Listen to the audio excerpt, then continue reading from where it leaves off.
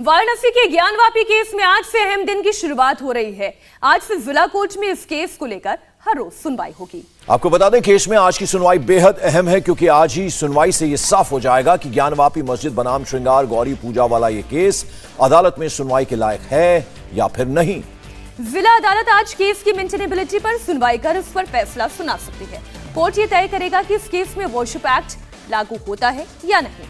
लेकिन इस सुनवाई से पहले हिंदू पक्ष ने बड़ा दावा किया है। हिंदू पक्ष ने ज्ञानवापी कैंपस में मिले शिवलिंग के साथ छेड़छाड़ का गंभीर आरोप लगाया है। हिंदू पक्ष के वकील का कहना है कि वजू खाने में मिले शिवलिंग को जानबूझकर नुकसान पहुंचाया गया है और शिवलिंग की बेअदबी की गई है। जो शिवलिंग है उसके साथ छेड़खानी की गई है, उसकी बेअदबी की गई है, उसके साथ स्ट्रक्चरल डैमेजेस किए गए हैं। लगता है कि उसको तोड़ने की कोशिश की गई और कोई ना कोई उससे छेड़खानी की गई। जो वहाँ का धार्मिक स्वरूप था उसको बदलने की कोशिश मुस्लिम समाज के लोगों ने की है।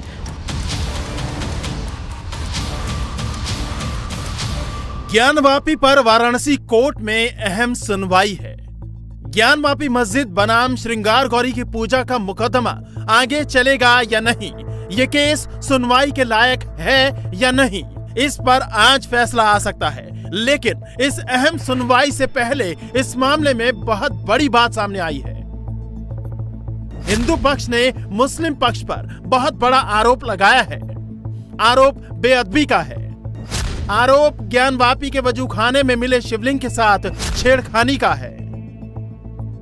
उसमें 63 सेंटीमीटर का एक पतला सा छेद है। जो सीट डाली गई थी मालूम 63 सेंटीमीटर का है और वो छेद होने को सवाल नहीं था, उसके आगे भी नहीं है। इससे साफ साफ लगता है कि उसको तोड़ने की कोशिश की गई और कोई ना कोई उससे छेड़खानी की गई। वहाँ का धार्मिक स्वरूप था उसको बदलने की कोशिश मुस्लिम समाज के लोगों ने की है और अब जबरन नमाज पढ़ना, ज़्यादा मात्रा में आना, ये सब वो दिखाता है कि वहाँ के धार्मिक स्वरूप बदलने की कोशिश की जा रही है। जो शिवलिंग है उसके साथ छेड़खानी की गई है, उसकी बेअदबी की गई है, उसके साथ स्ट्रक्चरल डैमेजेस किए गए हैं। आज की अहम सुनवाई से ठीक पहले हिंदू पक्ष का मुस्लिम पक्ष पर यह आरोप बेहद गंभीर है और इस आरोप ने ज्ञानवापी मस्जिद केस में नया ट्विस्ट ला दिया है। याचिकाकर्ता के वकील विष्णु जैन का दावा है कि उनके इल्जाम बेवजह नहीं है। इल्जाम साबित करने के लिए उनके पास एक सबूत है। शिवलिंग में ड्रिलिंग की गई, उसमें 63 सेंटीमीटर बारीक छेद करके उसके स्वरूप को बदलकर फव्वारा बनाने की कोशिश की गई। लेकिन अब वो अदालत में साबित कर देंगे कि शिवलिंग के साथ छेड़छाड़ की गई है। जो शिवलिंग है उसके साथ छेड़खानी की गई है, उसकी बेअदबी की गई है, उसके साथ स्ट्रक्चरल डैमेजेस किए गए हैं और वो सारे प्रूफ जो इस समय मस्जिद है, तथाकथित मस्जिद, उसके स्टोर रूम में मौजूद हैं और बहुत सारी ऐसी बातें हैं जो हम कोर्ट में फैक्ट्स के आधार पे अपनी एविडेंस के टाइम पे लीड करेंगे। वाराणसी की जिला अदालत आज जब इस अहम मामले की सुनवाई कर रही होगी तो हिंदू पक्ष के इस नए दावे पर भी बहस हो सकती है। सबकी नजरें आज जिला अदालत पर टिकी रहने वाली हैं। उन लोगों की भी जो वजूखाने में मिले शिवलिंग को भगवान मान चुके हैं और उन लोगों की भी जो ज्ञानवापी मस्जिद में इबादत को जारी रखने की मांग कर रहे हैं। हर कोई आज जिला अदालत के रुख को जानना और समझना चाहेगा। आज डिस्ट्रिक्ट कोर्ट ज्ञानवापी मस्जिद श्रृंगार गौरी मुकदमे की मेंटेनेबिलिटी पर सुनवाई करेगा। कोर्ट ये फैसला करेगा कि ज्ञानवापी में श्रृंगार गौरी की पूजा की इजाजत मांगना प्लेसेस ऑफ वर्शिप एक्ट का उल्लंघन है या नहीं।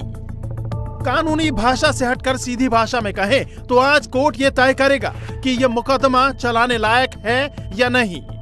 आज ऑर्डर 7 रूल नंबर 11 पर सबसे पहले सुनवाई होगी।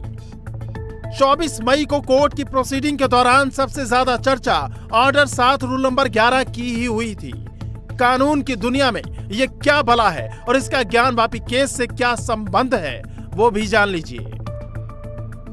ऑर्डर 7 रूल नंबर 11 को अगर आसान भाषा में समझा जाए तो इसके तहत कोर्ट किसी केस में तथ्यों के मेरिट पर विचार करने की जगह सबसे पहले यह तय करता है कि क्या याचिका सुनवाई करने लायक है या नहीं।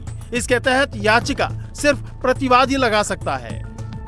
दरअसल 24 मई की सुनवाई के दौरान जिला अदालत ने हिंदू पक्ष और मुस्लिम पक्ष की दलीलें सुनी और केस की मेंटेनेबिलिटी पर सुनवाई के लिए आज की तारीख तय कर दी। अदालत ने ज्ञानवापी की सर्वे रिपोर्ट, वीडियो और फोटो दोनों पक्षों को मुहैया करवाने का फैसला किया है। साथ ही दोनों पक्षों को इस पर 1 हफ्ते के भीतर जवाब दाखिल करने को भी कहा है। क्योंकि सुनवाई तो अगस्त 2021 से कंटिन्यू पत्रावली में हो रही है। किसी बिंदु पर कोई मना नहीं किया गया था, क्योंकि कमीशन की आदेश पहले माननीय न्यायालय द्वारा किया जा चुका था। उसके बाद में इनकी कमीशन की आपत्ति आई, हाई कोर्ट गए, हाई कोर्ट भी खारिज कर दिया कि नहीं कमीशन कार्रवाई हो। इसके बाद इनका 7-11 पर आया प्रार्थना पत्र और हुआ कि पोषणी नहीं है, तो हुआ कि पहले कमीशन का आदेश जो हो चुका है उसका कंप्लायंस हो जाए, पोषणीयता वसूली जाएगी। तो माननीय न्यायालय जिला जज के यहाँ फाइल ट्रांसफ़र हो गया पत्रावली, परसों पेश हुई तो बहुत सारे प्रार्थना पत्र पेंडिंग थे। ज्ञानवापी मस्जिद के मामले में वाराणसी की अदालत में कल एक और पिटीशन फाइल की गई। नई पिटीशन वैदिक सनातन संस्था की तरफ से दायर की गई है, जिसमें कहा गया कि अब जबकि भगवान विश्वेश्वर स्वयंभू ज्योतिर्लिंग के रूप में सबके सामने प्रकट हो चुके हैं, तो तत्काल उनकी पूजा पाठ शुरू करने की इजाजत दी जाए। ज्ञानवापी परिसर में मुस्लिम पक्ष को आने से रोका जाए और पूरा ज्ञानवापी परिसर हिंदुओं को सौंपा जाए। ये पिटीशन भी उन्हीं सिविल जज सीनियर डिवीजन रवि कुमार दिवाकर की कोर्ट में फाइल की गई, जिन्होंने ज्ञानवापी मस्जिद के सर्वे करने का ऑर्डर दिया था। हालांकि सिविल कोर्ट ने यह मामला फास्ट ट्रैक कोर्ट में भेज दिया। अब इस याचिका पर 30 मई को सुनवाई होगी और केस की सुनवाई फास्ट ट्रैक कोर्ट के जज महेंद्र पांडे करेंगे। देखिए, ये फास्ट ट्रैक कोर्ट में जो भेजा गया है, इसको कोई आर्ग्यूमेंट नहीं हुई है, कोई ऑब्जेक्शन नहीं इन्वाइट किया गया कि भेजा जाए नहीं भेजा जाए, या कोई सजेशन नहीं लिया गया है।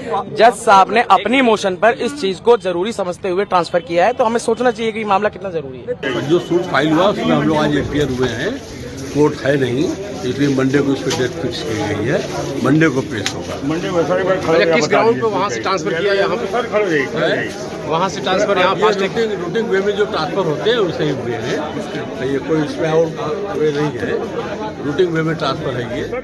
ज्ञानवापी मामले में कुल 7 याचिकाएं लगाई गई हैं। 7 में अलग अलग तरह की मांग की गई है, लेकिन सब में एक बात कॉमन है कि ज्ञानवापी में भगवान विश्वेश्वर का बसेरा है और आस्था को ध्यान में रखते हुए बाबा के भक्तों को अपने आराध्य की पूजा का हक मिलना चाहिए।